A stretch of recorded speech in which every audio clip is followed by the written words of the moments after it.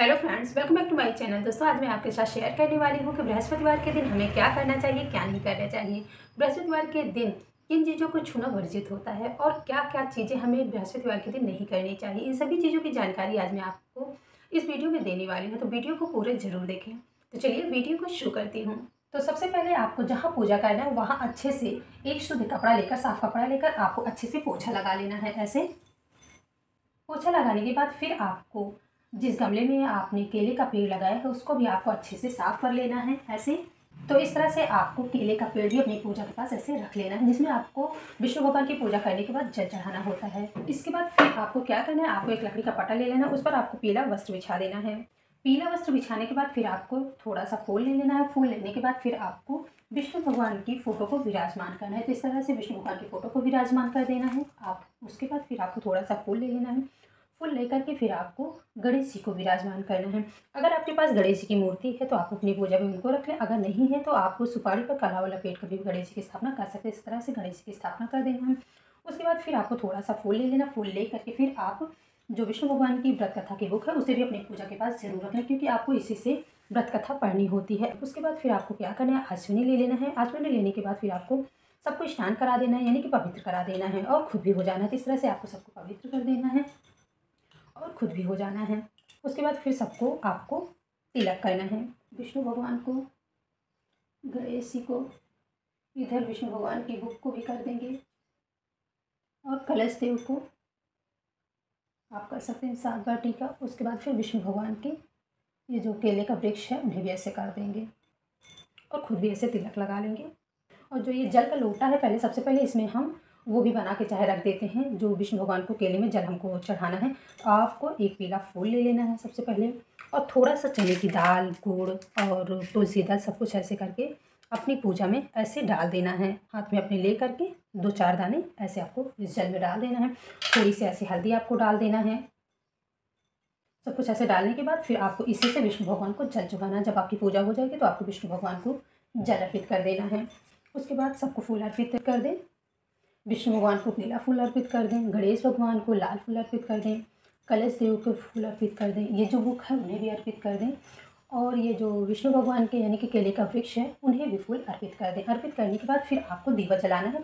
दीवा जलाने के लिए आप उनको आसन देना बहुत ज़्यादा ज़रूरी होता है। तो आपको क्या करना है, थोड़ा सा फूल ले लेना है, ले करके आपको आसन देना है। उसके बाद फिर आपको धूप दीप प्रज्वलित करना है। पूजा पाठ में सबसे पहले दीप को प्रज्वलित किया जाता है, क्योंकि पूजा पाठ में दीप ही पूजा पाठ का साक्ष्य होता है। तो इसलिए दीप प्रज्वलित कर देंगे। सबसे पहले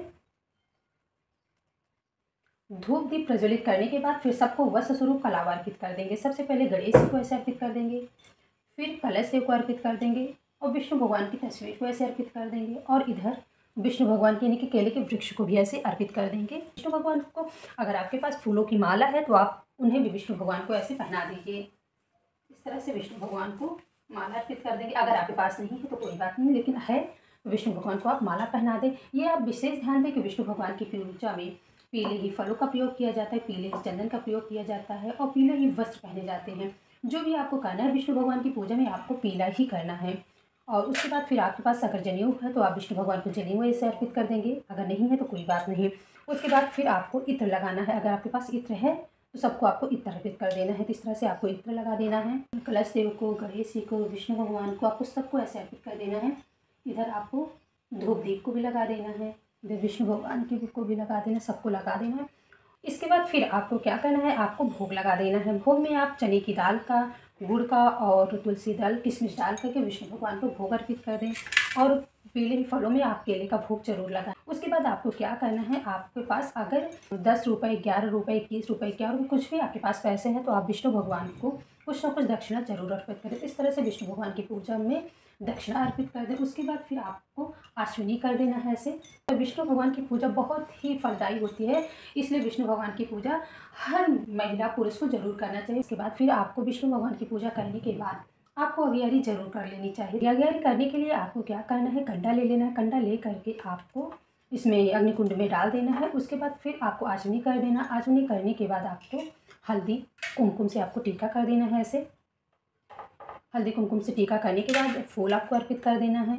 ऐसे फूल अर्पित करने के बाद आपको थोड़ा सा कपूर डाल करके अग्नि को प्रज्वलित करना होता है। तो इस तरह से कपूर डाल देना है थोड़ा सा। उसके बाद अग्नि को प्रज्वलित कर देना है।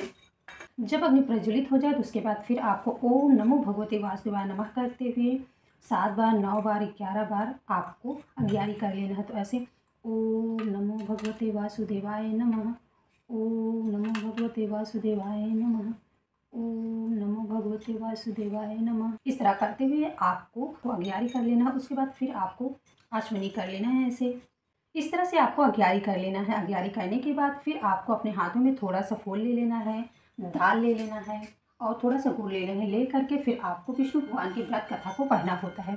इस तरह से आपको ले करके आपको विष्णु भगवान की व्रत कथा को पढ़ना है। पढ़ने के बाद अगर आपकी व्रत कथा हो जाए उसके बाद फिर जो हाथ में दाल और गुड़ है उसे विष्णु भगवान के पास ऐसे अर्पित कर दें। अर्पित करने के बाद जब मैं व्रत कथा पढ़ूंगी तो मेरा वीडियो लंबा हो जाएगा, इसलिए मैं अगले वीडियो में व्रत कथा की वीडियो डाल दूंगी। इसके बाद फिर आपको जब आपकी पूजा हो जाए तो जो व्रत कथा की बुक है उसे विष्णु भगवान की पूजा के बाद फिर से रख दें।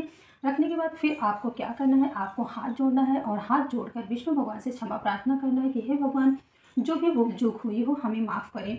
उसके बाद फिर आपको कपूर लेना है। कपूर ले करके फिर आपको आरती करना है। इसके बाद फिर आपको गणेश जी की, भगवान विष्णु की आरती आपको कर लेना है। अगर आपके पास कपूर है तो आप कपूर से आरती कर लें। अगर आपके पास कपूर नहीं है तो आप दूसरा दीप जला करके आप आरती कर लेंगे। आरती करने के बाद आपको क्या करना है, आपको विष्णु भगवान से हाथ जोड़कर क्षमा प्रार्थना जरूर करना है कि अगर आपसे कोई भूल चूक हुई हो तो विष्णु भगवान उसे माफ़ कर दें। तो इस तरह से आपको क्षमा प्रार्थना विष्णु भगवान से जरूर कर लेना है। इसके बाद अब बात कर लेते हैं कि बृहस्पतिवार के व्रत में हमें क्या क्या चीज़ें नहीं करना चाहिए। तो आपको क्या करना है, बृहस्पतिवार के व्रत के एक दिन पहले ही आपको अपने बालों को धो लेना है। यानी कि बृहस्पतिवार के दिन आपको बाल धो करके नहीं नहाना चाहिए और आपको इस दिन साबुन, तेल जैसी चीज़ों को नहीं लगाना चाहिए। और बृहस्पतिवार के दिन नेल नहीं काटना चाहिए, बाल नहीं धोना चाहिए, बाल कटवाना नहीं चाहिए। इन सभी चीज़ों से आपको परहेज करना है। और बृहस्पतिवार के दिन आपको कहीं बाहर नहीं जाना है। और बृहस्पतिवार के दिन अगर आप जा रहे हैं तो आप अपने घर से जो नाश्ता पानी आपको करना है व्रत में, आपको अपने घर से ही ले करके जाना चाहिए। अगर बृहस्पतिवार के दिन साबुन, तेल जैसी चीज़ें आप अपने आप को लगा भी लिए हैं तो विष्णु भगवान से क्षमा प्रार्थना जरूर कर लें, क्योंकि भूल चूक को भगवान माफ़ करते हैं। अगर आपने जानबूझकर लगाया है तो ये आपकी गलती है, आपको नहीं करना चाहिए। लेकिन बृहस्पतिवार की पूजा में हमें इन सभी चीज़ों की बहुत ज़्यादा ध्यान रखना चाहिए।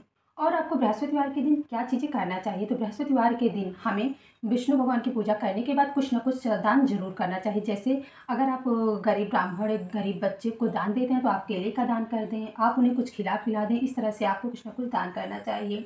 बृहस्पतिवार की पूजा में हमें एक समय भोजन जरूर करना चाहिए, वो बहुत ही फलदायी होता है। इसलिए भोजन करने के समय पर आपको एक टाइम भोजन में आप लाल चीज़ों का भोजन कर सकते हैं। जैसे आप पूड़ी, पराठा, इन सभी चीज़ों को आप खा सकते हैं।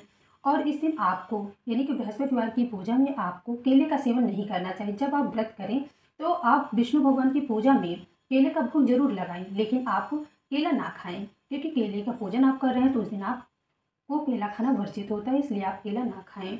दोस्तों, इस तरह से आपको विष्णु भगवान की पूजा जरूर कर लेना है। जब आपकी पूजा हो जाए, आप आरती कर लें, आपको सब कुछ करने के बाद आपको क्या करना है, आपको इस जल को ले लेना है। ले करके आपको जो केले का वृक्ष है, इसी वृक्ष में आपको ऐसे विष्णु भगवान का नाम लेते हैं, ओम नमो भगवते वासुदेवाय नमः करके आपको जल अर्पित कर देना है। जल अर्पित करने के बाद फिर आपको हाथ जोड़ लेना है। हाथ जोड़ने के बाद आपको क्या करना है, विष्णु भगवान से क्षमा प्रार्थना कर लेना है हाथ जोड़ करके। उसके बाद कहना कि विष्णु भगवान, आज मैंने आपकी पूजा की है, मेरी पूजा को आप स्वीकार करें। अगर वीडियो पसंद आई हो तो मेरे चैनल को लाइक करें, शेयर करें, सब्सक्राइब करें। तो दोस्तों, इस तरह से आपको विष्णु भगवान की पूजा कर लेना है।